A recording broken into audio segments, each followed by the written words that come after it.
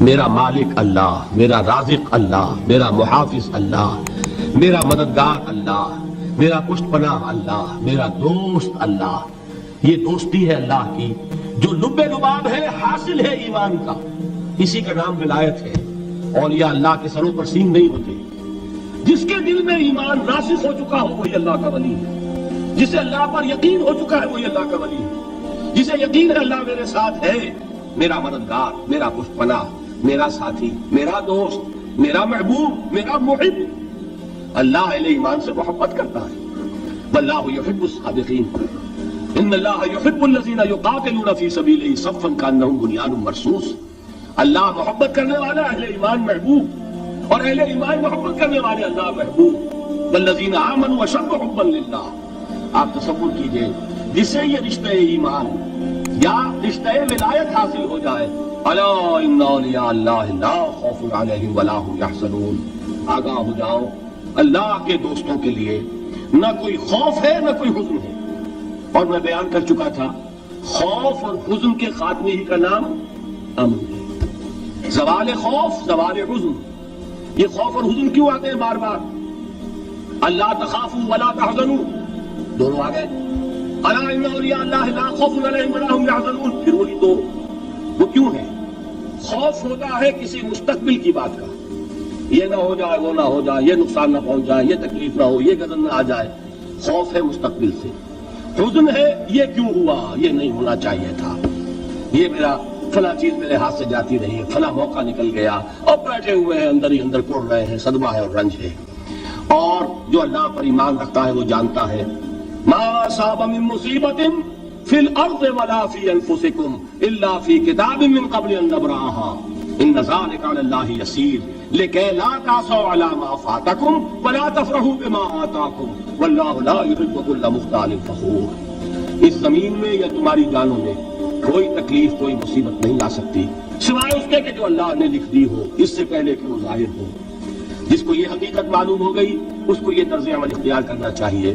جو چیز چھن جائے، جاتی رہے، چھوٹ جائے، اس پر افسوس نہ کرو. کس نے چھینی؟ دوست نے. دوست کے فیصلے پر شکایت. دوستی کو بٹا لگا رہے ہو. سرے تسلیم خم ہے جو مزاج یار میں آئے. اگر دوستی ہے تو پھر تو تمہیں گردن جھکانی چاہیے کہ ہر ساقی ہماری عین الطاف، جو بھی میرا ساقی میرے پیالے میں ڈال دے اس کا کرم ہے. جو اس کی طرف سے آئے اس پر کوئی رنج نہیں، کوئی صدمہ نہیں، کوئی غم نہیں، کوئی شکایت نہیں، کوئی شکوہ نہیں.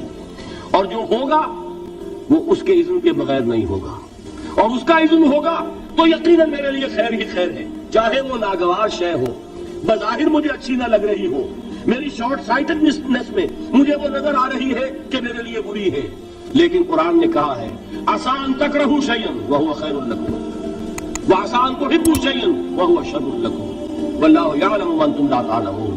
ہو سکتا ہے تم کسی چیز کو ناپسند کرو درحال کہ اسی میں تمہارا خیر ہو، اور ہو سکتا ہے تم کسی چیز کو پسند کرو درحال کہ اس میں تمہارا شر ہو. اللہ جانتا ہے، تم نہیں جانتے. جب مجھے یہ بات معلوم ہو گئی میں نے اپنا معاملہ اللہ کے حوالے کیا. سپردم پہ تو مایا خیش راہ اتانی حساب کم و بیش راہ. اے رب جو تو چاہتا ہے وہ ہو. تیرے علم میں جو شے میرے لیے خیر ہے وہ ہو جائے. میری کوئی پسند نہیں، میری کوئی چاہت نہیں. یہ ہے راضی برضائے رب. اکبر الہآبادی نے اسے کہا ہے رضائے حق پہ راضی رہ. یہ حرف آرزو کیسا؟ خدا خالق، خدا مالک، خدا کا حکم تو کیسا؟ جب میں آ گیا بیچ میں میری پسند، میری مرضی، میری خواہش، میری چاہت، یہی تو شرک ہے. ما شاء اللہ کان وما لم یشاء لم یکن. جو اللہ نے چاہا وہ ہوا، جو اس نے نہیں چاہا نہیں ہوا. اختیار اس کا ہے، میرا تو نہیں. رضائے حق پہ راضی رہے، یہ حرف آرزو کیسا؟ خدا خالق، خدا مالک، خدا کا حکم تو کیسا؟ اقبال نے اسے کہا ہے فارسی میں. اب آپ کہیں اس کا ترجمہ بھی کرو تو وہ مجھے ذرا اس وقت کچھ بہت ہی بدذوقی کسی بات نظر آئے گی. جائیے پوچھئے کسی سے جسے فارسی آتی ہو. برو کشید ز پیچا کے ہست بود مرا چه اقدہا کے مقام رضا کشود مرا. مجھے تو تمام پیچ و خم سے نکال دیا اس مقام رضا نے. میں راضی برضائے رب ہوں، جو فیصلہ اس کا میں اس پر راضی. تو کہاں کا حزن اور کس کا خوف؟ یہی زوال حزن اور زوال خوف، یہی ہے امن. یہ نتیجہ ہے ایمان کا. تو جان لیجئے یہ ہے لب لباب، یہ ہے حاصل ایمان کا. یہ ہے تو ایمان ہے، یہ نہیں ہے تو ایمان نہیں.